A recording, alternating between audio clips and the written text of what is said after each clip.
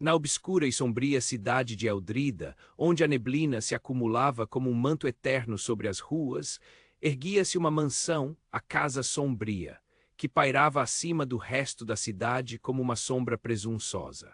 Sua silhueta recortava-se contra o céu ao anoitecer, com torres angulosas e janelas devoradas pela poeira, que pareciam observar os habitantes com um misto de desprezo e melancolia. Os moradores sempre a evitaram, trocando olhares furtivos e sussurrando sobre os mistérios que a envolviam. Acreditavam que aquela casa estava viva, capaz de ouvir e sentir, um corpo inerte preenchido com as almas perdidas de aqueles que ousaram adentrar suas portas. Naquele lugar repleto de segredos, havia um homem chamado Alarico, cuja vida trilhara um caminho tortuoso em busca da verdade que se escondia sob camadas de dor e arrependimento. Era um intrigante historiador e desde a infância se sentira atraído pelas sombras da Casa Sombria.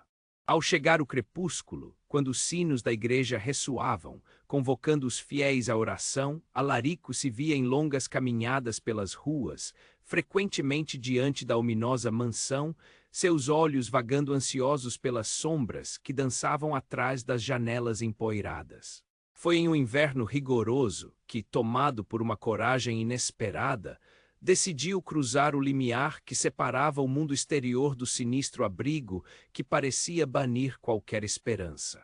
A maciça porta de madeira escura, adornada com ferragens avermelhadas e oxidadas, rangiu sob o peso de sua intrusão, como se a própria casa protestasse contra a chegada de um novo visitante.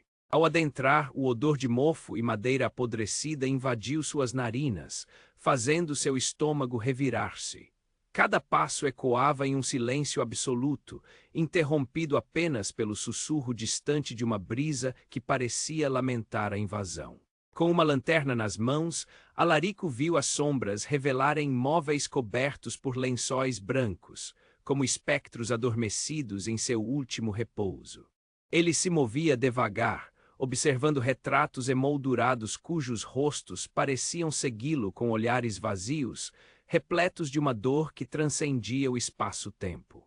Lágrimas de um passado sombrio flutuavam na atmosfera, como se a própria casa lamentasse por aqueles que já não habitavam seus corredores. Suas ânsias profundas eram palpáveis. Poderia-se ouvir o lamento dos que vieram antes, uma sinfonia de desespero ressoando nas paredes, tão tangível quanto o próprio ar.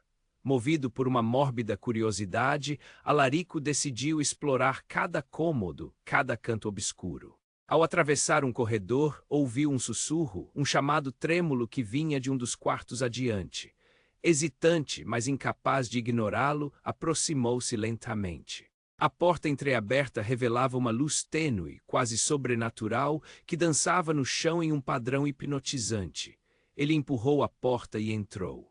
À sua frente, uma figura em um vestido branco parecia flutuar em vez de caminhar, parada diante de um grande espelho emoldurado. Seu reflexo, embora claro, não parecia pertencer a ela. Era como se, em vez de refletir, o espelho estivesse capturando uma essência que escapava da própria mulher. Alarico permaneceu paralisado, absorvendo cada detalhe. A expressão de tristeza e anseio da mulher parecia esperar algo ou alguém. "Você finalmente chegou", disse ela, sua voz suave e melodiosa, mas com um tom que carregava uma tristeza profunda. "Eu esperei por você, Alarico." Intrigado, ele perguntou: "Quem é você? O que está acontecendo aqui?" "Eu sou Eleonora. Vivo aqui presa entre os mundos, não mais entre os vivos, mas não completamente uma sombra. A casa guarda segredos, Alarico, segredos que você deve desvendar. Sua origem está entrelaçada com a minha, afinal, você já esteve aqui antes." As palavras reverberaram na mente de Alarico, onde memórias distantes começaram a emergir, visões de seus ancestrais e seus destinos sufocados pelo peso de uma maldição. "O que quer dizer com isso?" questionou, sua voz refletindo terror e fascínio. "Cada pessoa que entrou nesta casa ficou marcada para sempre, Alarico. O sangue dos que foram antes de você corre em suas veias", continuou ela, como recitando um verso ancestral.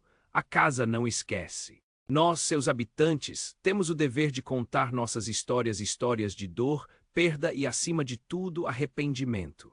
Enquanto Eleonora falava, as paredes ecoavam murmúrios, como se receitas de tragédias eternas ressoassem através do tempo, envolvendo Alarico em um abraço de desespero e sabedoria. Ele soube, naquele instante, que não se tratava apenas de uma investigação histórica. Sua própria vida estava entrelaçada com aquele passado clamando para ser libertado.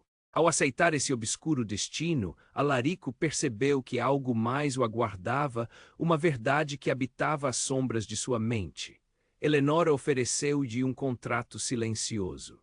Ao descobrir a história, ele libertaria sua alma e as de muitos outros aprisionados ali. Ele poderia sucumbir à dor ou tornar-se a chave que finalmente romperia os grilhões da Casa Sombria. Com um aceno de cabeça, Alarico aceitou. Era um pacto sombrio cuja liberdade poderia custar sua própria sanidade. Movido por uma determinação crescente, ele começou a pesquisar nas extensas bibliotecas esquecidas e nos tomos empoeirados que cobriam a mansão. Cada página virada parecia liberar um grito silencioso, e a casa tornava-se um labirinto de revelações. Os segredos da linhagem de Eleonora e de outras almas perdidas emergiam das brumas do tempo, revelando uma linha de traições e desamores que havia gerado um ciclo vicioso de dor. Alarico, como um arqueólogo de almas, começava a descortinar uma verdade perturbadora. A Casa Sombria estava construída sobre os restos de ilusões e erros de amor. No clímax de suas descobertas, Alarico encontrou um diário desgastado que pertencera ao antepassado de Eleonora, um homem atormentado que traíra a mulher amada, levando à sua morte e ao início da maldição eterna. As páginas narravam um amor ardente e um desespero envenenado, criando um ciclo incessante de dor que escravizava gerações. Ao ler as palavras angustiantes, Alarico sentiu uma conexão visceral. Cada linha ressoava como eco de sua própria existência. Consciente de que precisava compartilhar essa dor, Alarico convidou Eleonora, que se tornara um eco em sua mente, a ajudá-lo a libertar outras almas e confrontar o passado que os aprisionava. Juntos, como dois doppelgangers em um sonho distorcido, circularam pela casa, formando alianças com ecos que habitavam aqueles quartos silenciosos. Enquanto desvendavam e reconstituíam fragmentos de suas histórias, algo inesperado começou a ocorrer. As paredes da mansão vibravam, a luz crepuscular penetrava, trazendo uma sensação de purificação que lentamente afastava a umidade e o mofo.